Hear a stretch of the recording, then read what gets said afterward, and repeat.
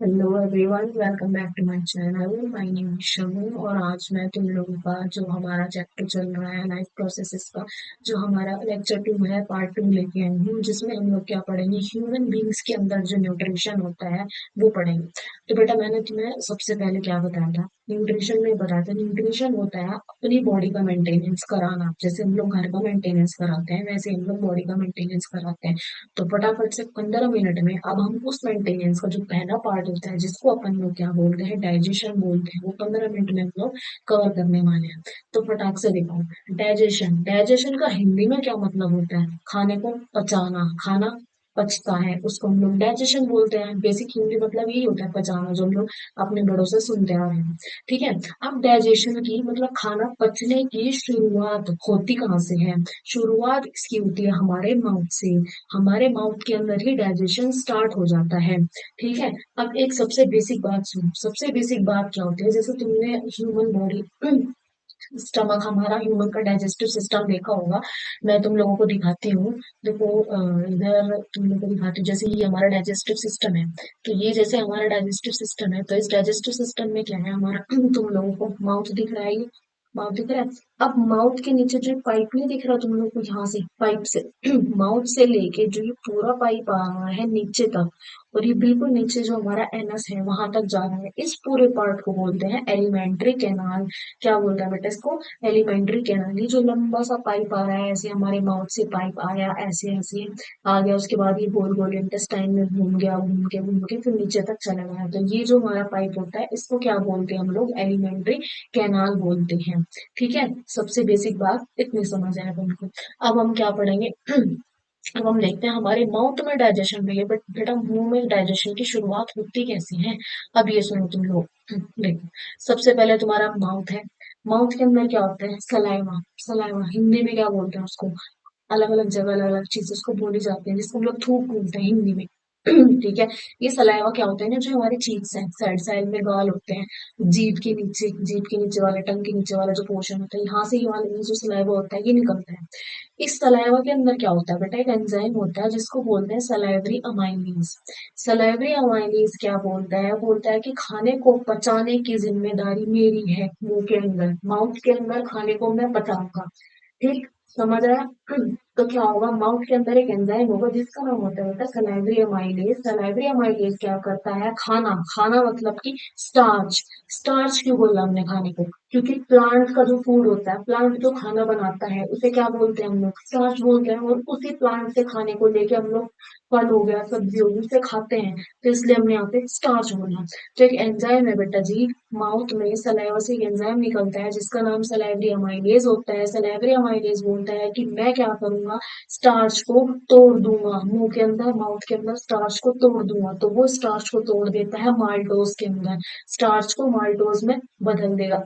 Maltose क्या होती है? सिंपल फॉर्म होती है, स्टार्च कॉम्प्लेक्स होती है। तो माउथ के अंदर सलाइवरी अमाइलेज नाम का एक एंजाइम है जो हमारे स्टार्च को क्या कर देता है? सिंपल फॉर्म में तोड़ देगा, जिसको अपन लोग बोलते हैं माल्टोज। इतना समझ आया? ये होता है माउथ में। तुमको सिर्फ इतनी इतनी बातें, छोटी छोटी बातें याद रखनी है कि माउथ के अंदर एंजाइम कौन सा है और उसने किस चीज को किसमें कन्वर्ट किया है। इतनी बात रखनी है। अब खाना माउथ में था, मुंह से आगे जाएगा। अब मुंह से आगे खाना इधर ईसोफेगस में, ये ईसोफेगस, इसको बोलते हैं ईसोफेगस, जो पाइप दिख रहा है ईसोफेगस। अब ईसोफेगस में क्या होता है ना बेटा, इस तरह होते हैं, एक ऐसा स्ट्रक्चर होता है, ऐसे देखो, दो पाइप्स होंगे इस तरह के, दो पाइप्स होते हैं ऐसे। एक तो होता है फूड पाइप, दूसरा होता है विंड पाइप, दो पाइप होते हैं। ठीक है। अब क्या होते हैं, एक ढक्कन होता है, ढक्कन। ढक्कन बोले तो जैसे बॉटल के ऊपर कैप नहीं होती हमारी, इसी तरह का एक कनेक्टिव टिश्यू का बना हुआ एक ढक्कन होता है। अब देखो, जैसे हमारा मान लीजिए फूड पाइप है बेटा, ये हमारा फूड पाइप है, इसके ऊपर जो है फूड पाइप है और ये हमारा विंड पाइप है। तो अब जो है ना, विंड पाइप के ऊपर एक ढक्कन होगा। जब भी हम लोग खाना खा रहे होंगे, तो खाना खाते टाइम क्या होता है, कई बार ऐसा हो जाता है, जब जैसे हमारे बड़े बोलते हैं कि खाना खाते टाइम बात नहीं करनी चाहिए। वो इसलिए बोलते हैं क्योंकि अगर हम खाना खाते टाइम बोलते हैं तो हमारा जो खाना होता है ना बेटा, वो जो विंड पाइप है उसमें चला जाता है। इस वजह से हमको क्या आती है, खांसी आती है बहुत ज्यादा। समझे? खांसी आती है बहुत ज्यादा, बट वो उधर चला जाता है खाना, तो इसलिए हमारे बड़े लोग क्या बोलते हैं कि खाना खाते टाइम बात नहीं करनी चाहिए। अब वो ढक्कन क्या होता है, एक ढक्कन का नाम होता है एपिग्लोटिस। एपिग्लोटिस बोलता है, एक कैप लाइक स्ट्रक्चर बोलता है, इसका काम होता है खाने को विंड पाइप में जाने से रोकना। ये बोलेगा कि खाने तुझे कहाँ जाना है, डायरेक्ट फूड पाइप में जाना है, तेरा विंड पाइप से कोई लेना देना नहीं है। तो उसके लिए हमारी बॉडी ने बना दिया एक ढक्कन। जो ढक्कन क्या होगा, जब हम लोग कुछ नहीं खा रहे तो खुला होगा आराम से, लेकिन जब हम लोग खाएंगे ये ढक्कन क्या हो जाएगा, ऐसे बंद हो जाएगा, जैसे बोतल का कैप होती है ऐसे बंद हो जाएगा, और खाने को जो है विंड पाइप के अंदर नहीं जाने देगा। इतना समझ आया, एपिग्लोटिस का ये काम होता है। अब जो ईसोफेगस है, खाना किधर जाएगा, खाना हमारा सिंपल सिंपल किसमें जाएगा, फूड पाइप से जाएगा बेटा। फूड पाइप के अंदर एक मूवमेंट होता है जिसका नाम होता है पेरिस्टलेटिक मूवमेंट। क्या बोले तो, पेरिस्टलेटिक मूवमेंट। पेरिस्टलेटिक मूवमेंट का मतलब होता है कि कॉन्ट्रैक्शन एक्सपेंशन, कॉन्ट्रैक्शन एक्सपेंशन, ऐसे ऐसे ऐसे होना। खाना ऊपर से आ रहा है, ऐसे ऐसे ऐसे होगा, खाने पे प्रेशर पड़ेगा दोनों तरफ से, और खाना भिज भिज के इस तरह से एक बार दबेगा, एक बार खुलेगा, दबेगा खुलेगा, दबेगा खुलेगा, ऐसे करते करते हमारे स्टमक में चला जाएगा। ठीक है, समझ आई ये बात, नहीं समझ आई कि खाने को विंड पाइप में जाने से कौन रोकता है, ढक्कन रोकता है। वो ढक्कन का नाम होता है एपिग्लोटिस।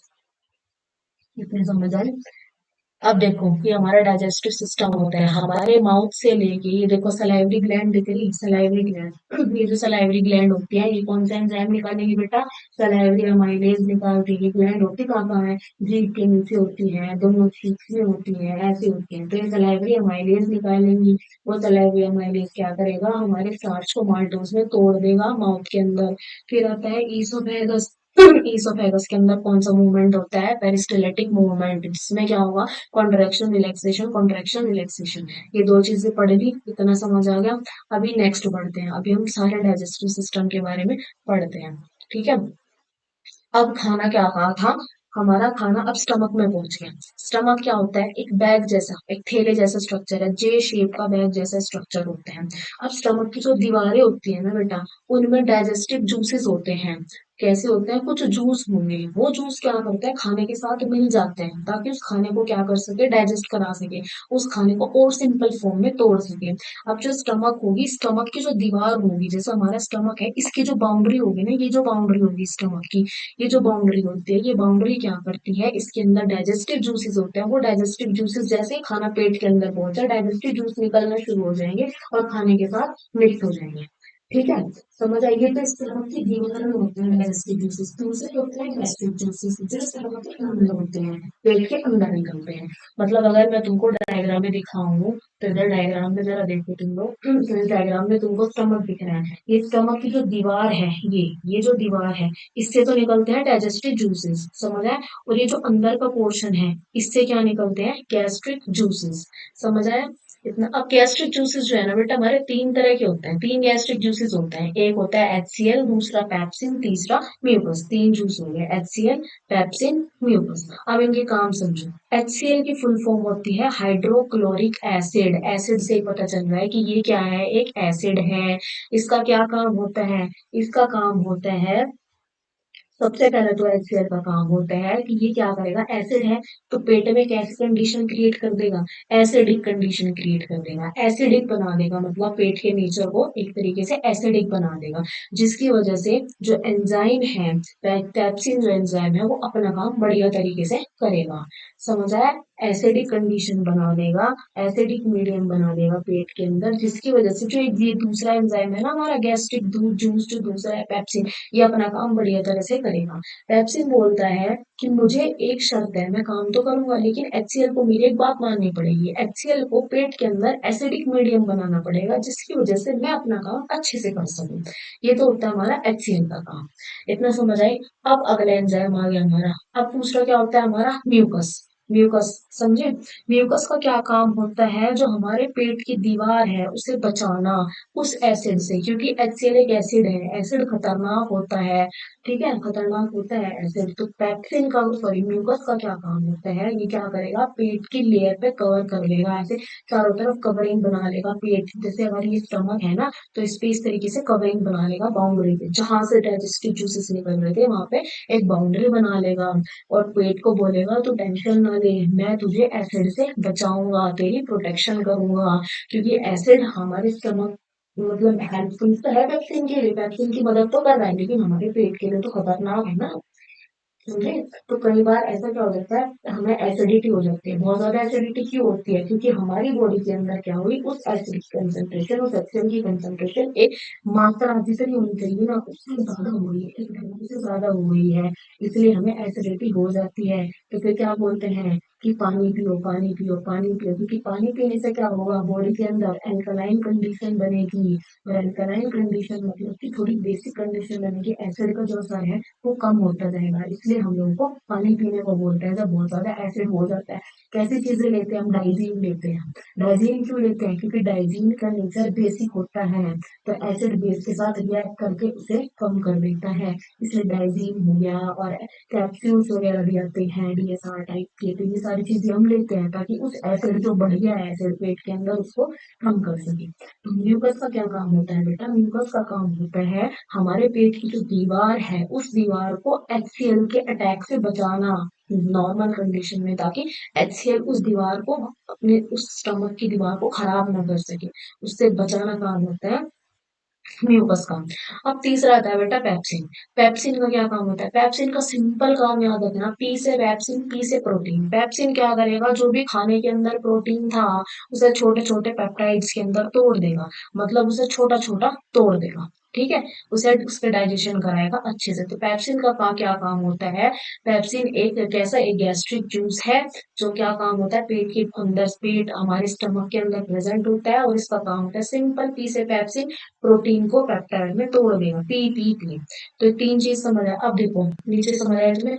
सबसे पहले प्रोटीन, प्रोटीन को पेप्टाइड में तोड़ दिया, किसने तोड़ दिया, पेप्सिन ने तोड़ दिया, इतना काम है, ठीक है। अब हमारा जो खाना होगा वो क्या करेगा, अब स्टमक तक पहुंच गया, स्टमक के बाद आती है हमारी स्मॉल इंटेस्टाइन, छोटी आंत जिसको बोलते हैं। अब स्मॉल इंटेस्टाइन में खाना जाएगा हमारा, लेकिन ऐसे वैसे नहीं जाएगा, एक मसल होती है उसे बोलते हैं स्फिंक्टर मसल, स्फिंक्टर मसल की मदद से खाना जाता है, ठीक है। स्फिंक्टर मसल क्या करती है, एरिया वो प्रोवाइड करती है, स्मूथनेस प्रोवाइड कराती है, एक ढक्कन टाइप मान लो तुम, कुछ इस तरह का होता है, ये वाली मसल क्या करेगी, खुलेगी तब जाके खाना नीचे जाता है, ठीक है, स्मॉल इंटेस्टाइन के अंदर जाता है।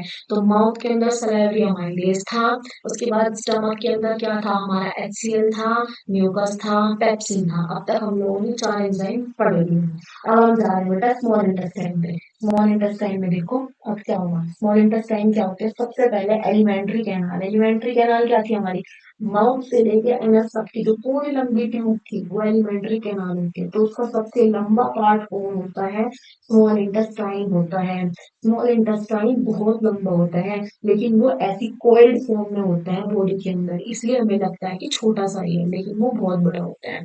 अब दो चीजें होती हैं, जो हर्बीवोर्स होते हैं, मतलब कि जैसे हर्बीवोर्स तो पता ही होगा, जो लोग घास वगैरह, जो जानवर घास खाते हैं वो सब, उनके अंदर जो ये स्मॉल इंटेस्टाइन होता है ये बड़ा होता है, क्योंकि उन्हें करना होता है डाइजेस्ट सेल्यूलोज को, और सेल्यूलोज को डाइजेस्ट करना होता है मुश्किल, क्योंकि जो एनिमल्स होते हैं जैसे गाय हो गई, काऊ, बफेलो, ये सब क्या है, ये सब हर्बीवोर्स है, ये क्या खाते हैं, घास खाते हैं। उस घास के अंदर क्या होता है, सेल्यूलोज होता है, और उस सेल्यूलोज को डाइजेस्ट करना बड़ा मुश्किल होता है, तो इसलिए इनकी स्मॉल इंटेस्टाइन लंबी होती है। बल्कि जो कार्निवोर्स होते हैं, मतलब कि मीट खाने वाले एनिमल्स होंगे, जैसे शेर हो गया, ये सब लोयन टाइगर, ये सब जो होते हैं, इनकी जो स्मॉल इंटेस्टाइन है वो छोटी होती है, क्योंकि इनको ये मीट खाते हैं, और मीट को डाइजेस्ट करना क्या होता है, आसान होता है। और स्मॉल इंटेस्टाइन ऐसी जगह है बेटा, पेट पूरी हमारे डाइजेस्टिव सिस्टम की, जहाँ पे हमारा डाइजेशन कंप्लीट हो जाता है, मतलब इसके बाद खाना और कहीं नहीं, किसी भी छोटे पार्ट में नहीं टूट सकता, जितना टूटना था खाने को वो यहीं पे टूट जाएगा, इसके बाद खाना और ज्यादा ब्रेक डाउन नहीं हो सकता। तो हमारी जो साइट ऑफ कंप्लीट डाइजेशन होती है उसको हम लोग स्मॉल इंटेस्टाइन बोलते हैं, ये बात याद रखना, ये क्वेश्चन पूछा जा सकता है। हर्बीवोर्स वाला याद रखना, कार्निवोर्स वाला याद रखना, साइट ऑफ कंप्लीट डाइजेशन भी याद रखना, ये पूछा जाता है क्वेश्चन कि डाइजेशन खत्म कहाँ हो जाती है, डाइजेशन खत्म हो जाती है हमारे स्मॉल इंटेस्टाइन के अंदर, ठीक है। अभी अभी स्मॉल इंटेस्टाइन बाकी है, अब इसमें बहुत कुछ पढ़ना है।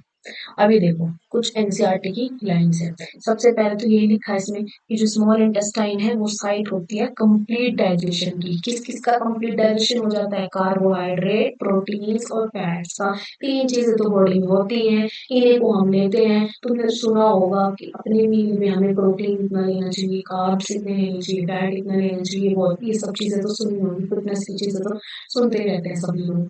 तो ये सब चीजें क्या है? ये तीन चीजें होती हैं जो हमें खाने से हम लेते हैं, और इन तीन चीजों का डाइजेशन करना है। तो डाइजेशन खाने भी तो इन तीन को, जब हम खा ही तीन चीजें रहे हैं तो डाइजेशन भी तो इन तीन का ही होगा ना। तो कार्बोहाइड्रेट, प्रोटीन और फैट्स, इन तीनों का डाइजेशन कंप्लीट हो जाता है स्मॉल इंटेस्टाइन के अंदर। अब देखो बेटा, एक बात सुनो। अब क्या होता है, हमारा लिवर है, लिवर के अंदर एक जूस होता है जिसको बोलते हैं, लिवर एक जूस निकालता है उसे बोलते हैं बाइल जूस।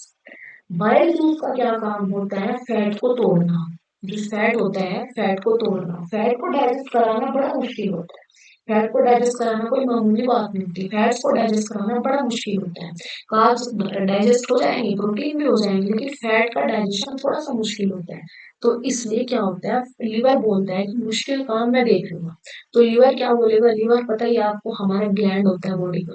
तो लिवर क्या बोलता है कि मैं एक जूस निकालूंगा, बाइल जूस उसका नाम होगा, और वो बाइल जूस क्या करेगा, जो फैट है उसे छोटे छोटे टुकड़ों में तोड़ देगा। छोटे छोटे टुकड़ों में तोड़ने की वजह से वो जो फैट है वो डाइजेस्ट होना इजी हो जाएगा। समझ आया ना? अब क्या होगा, ध्यान से सुनना। अब जो हमारा बाइल जूस है वो कहाँ से निकला? लिवर से निकला। अब लिवर बोलता है मैं सिर्फ बाइल जूस बनाऊंगा, लेकिन अपने पास रखूंगा नहीं, क्योंकि लिवर के पास और भी काम होते हैं। तो वो बोलेगा गॉल ब्लैडर को कि गॉल ब्लैडर भैया तो एक काम कर, बाइल जूस को थोड़ी देर के लिए अपने पास रख ले, जब उसकी जरूरत होगी तब क्या करना, तो उस बाइल जूस को दे देना। तो लिवर ने बाइल जूस बनाया, गॉल ब्लैडर के पास रख दिया। अब दूसरी तरफ एक और होता है हमारा ऑर्गन, पैनक्रिया जिसको बोलते हैं। पैनक्रिया अपना जूस निकालता है जिसका नाम क्या होता है? पैनक्रिएटिक जूस होता है। जिससे जूस निकला, जैसे स्टमक से जूस निकला तो डाइजेस्टिव जूसेस हो गया, गैस्ट्रिक जूसेस नाम हो गया। इसी तरह पैनक्रिया से जूस निकला तो पैनक्रिएटिक जूस नाम हो गया। तो दूसरी तरफ पैनक्रिया से पैनक्रिएटिक जूस निकलता है। ये दोनों जूसेस आपस में एक साथ मिक्स हो जाते हैं, और मिक्स होने के बाद स्मॉल इंटेस्टाइन में आके जो भी बचा कुचा रह गया, अब जो भी रह गया ना बचा कुचा, उस सबको तोड़ देंगे। ठीक है ना? अब सब कुछ तोड़ देंगे। ठीक है, अब कुछ नहीं छोड़ेंगे ये दोनों जूसेस। तो समझ आया? लीवर ने निकाला बाइल जूस, लेकिन लीवर बोलता है मेरे पास जगह नहीं है, मैं नहीं रख सकता। तो वो बोलता है गॉल ब्लैडर को भी, गॉल ब्लैडर तू मेरा बाइल जूस रख ले, जब जरूरत होगी तब आगे ट्रांसफर कर देना। पैनक्रिया से निकल के आता है बेटा पैनक्रिएटिक जूस, दोनों आपस में मिक्स हो जाते हैं, और मिक्स होने के बाद स्मॉल इंटेस्टाइन में जाके जितना भी अब खाना बच गया उसे पूरी तरह से डाइजेस्ट कर देते हैं। ठीक है। अब देखो, जो हमारे पेट से खाना आ रहा है, पेट से जो खाना आ रहा है वो कैसा है? एसिडिक है। एसिडिक क्यों है? एसिडिक क्यों है? एसिडिक मुझे बताओ। ऑब्वियसली बात है बेटा, ऑब्वियसली एसिड था इसलिए खाना एसिडिक है। हाइड्रोक्लोरिक एसिड था पेट में तो खाना एसिडिक है। और एसिडिक खाने को हम एसिडिक नहीं छोड़ सकते, क्योंकि अगर हम उसको एसिडिक छोड़ेंगे वो हमारे स्मॉल इंटेस्टाइन को आगे जाके क्या कर सकता है? खराब कर सकता है, डैमेज कर सकता है। तो हमें क्या करना पड़ेगा? उसे थोड़ा न्यूट्रल करना पड़ेगा। तो न्यूट्रल करने के लिए जो पैनक्रिया से जूस आया है ना, वो पैनक्रिया से जूस होता है एल्कलाइन नेचर का। एल्कलाइन होता है हमारा बेसिक नेचर, बेस जिसको हम लोग बोलते हैं। ठीक है। तो वो जूस क्या करता है, पैनक्रिया से जूस निकलता है पैनक्रिएटिक जूस, और उस पैनक्रिएटिक जूस में जो एंजाइम होंगे उनका नाम क्या होगा? पैनक्रिएटिक एंजाइम नाम होता है उनका। तो वो पैनक्रिएटिक एंजाइम क्या करेंगे, उस खाने के ऊपर एक्ट करते हैं। ठीक है, उसके एसिडिक नेचर को कम कर देंगे, और एसिडिक नेचर को कम करने के बाद उस खाने को और ज्यादा तोड़ देंगे। समझ आई? इतनी बात समझ आए? बाइल जूस का फंक्शन समझ आया, पैनक्रिएटिक जूस समझ आया, दोनों कहाँ के मिलते हैं ये समझ में आया। और जो खाना पेट से आता है वो कैसा होता है? एसिडिक होता है। तो इसलिए पैनक्रिया से जो एंजाइम आएंगे वो एल्कलाइन होते हैं, वो एल्कलाइन एसिड के साथ मिल जाते हैं और उस खाने को फर्दर ब्रेक डाउन कर देते हैं। और बाइल जूस का काम फंक्शन समझ में आया। बाइल जूस का मेन फंक्शन क्या होता है? फैट्स को तोड़ना, क्योंकि फैट को तोड़ना कोई आसान बात नहीं होती, बहुत मुश्किल होता है। तो इसलिए बाइल जूस क्या करता है? फैट की तोड़ता है। इस तोड़ने को बोलता है इमल्सिफिकेशन ऑफ फैट। क्या बोलते हैं इसको? इमल्सिफिकेशन। ठीक है, इमल्सिफिकेशन ऑफ फैट्स बोलते हैं। अब देखो, पैनक्रिया ने क्या निकाला बेटा? समझ आया, पैनक्रिएटिक जूस निकलना। अब उस पैनक्रिएटिक जूस के अंदर कौन कौन से एंजाइम्स थे? ट्रिप्सिन। ट्रिप्सिन का काम होता है प्रोटीन्स को डाइजेस्ट कराना। दूसरा है लाइपेज। लाइपेज का काम है जो इमल्सिफाइड फैट है, मतलब कि बाइल जूस ने जिस फैट को तोड़ दिया उस वाले उस टूटे हुए फैट को फर्दर ब्रेक डाउन करना, फर्दर आगे तोड़ना उस फैट को।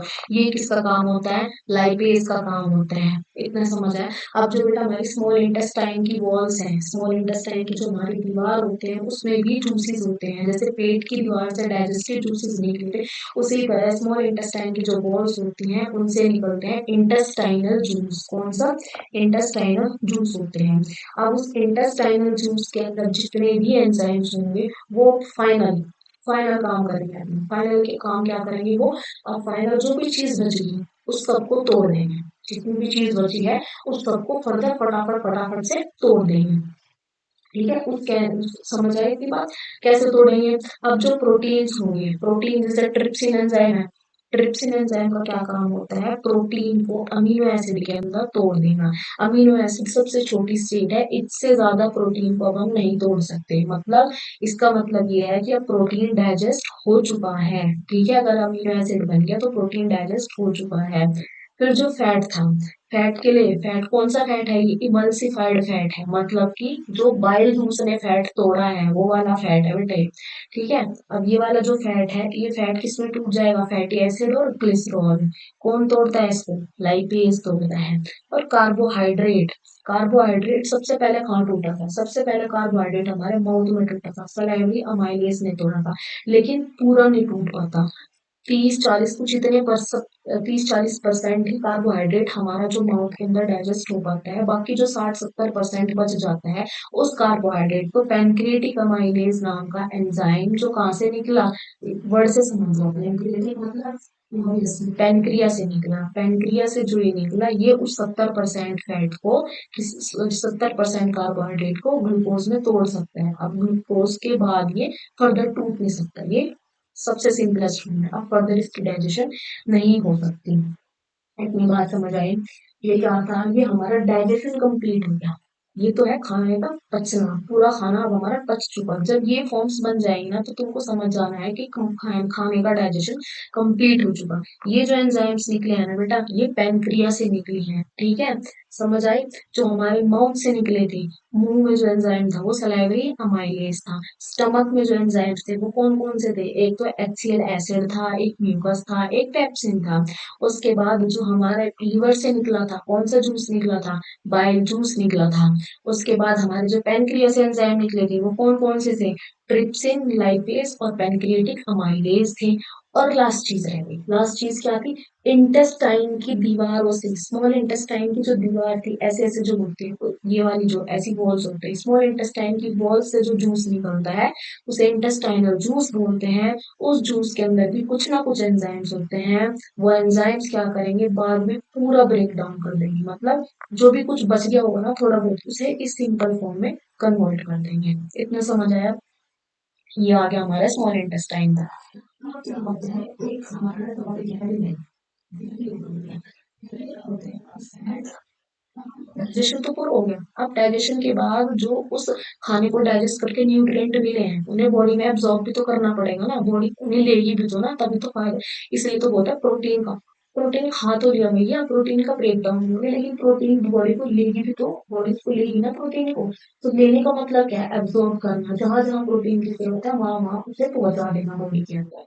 ठीक है, लेकिन किस फॉर्म में? अमीनो एसिड की फॉर्म में, क्योंकि प्रोटीन टूटता अमीनो एसिड की फॉर्म में है, तो अमीनो एसिड की फॉर्म में ही लास्ट में वो हमारी प्रोटीन की जहां जहां जहां जरूरत होगी वो पूरी बॉडी में चला जाएगा।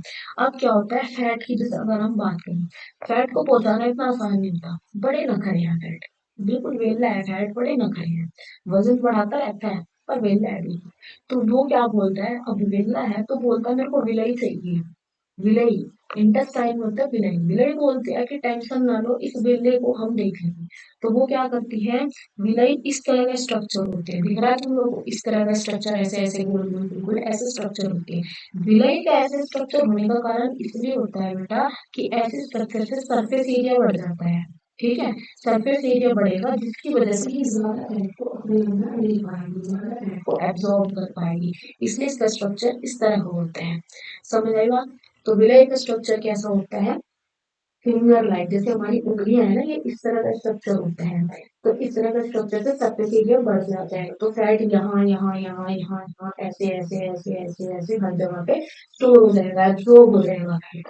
समझ आए? अगर मान लीजिए ऐसा ना होता, प्लेन होता, तो तुम्हें क्या लगता है, अगर ये ऐसे होती, फिंगर लाइक ना होती, ऐसे होती, तो फैट कहाँ एब्जॉर्ब होता? यहाँ पे हो जाता बस। इतना ही तो एरिया था, लेकिन ऐसे है, तो देखो इधर भी इधर भी इधर भी कितना सरफेस एरिया बढ़ गया। तो विलाई क्या करते हैं, सरफेस एरिया बढ़ा देते हैं, जिसकी वजह से जो फैट का एब्जॉर्प्शन होता है वो इजी हो जाता है। फैट का एब्जॉर्प्शन कैसा हो जाता है? इजी हो जाता है। समझ आई इसके बाद?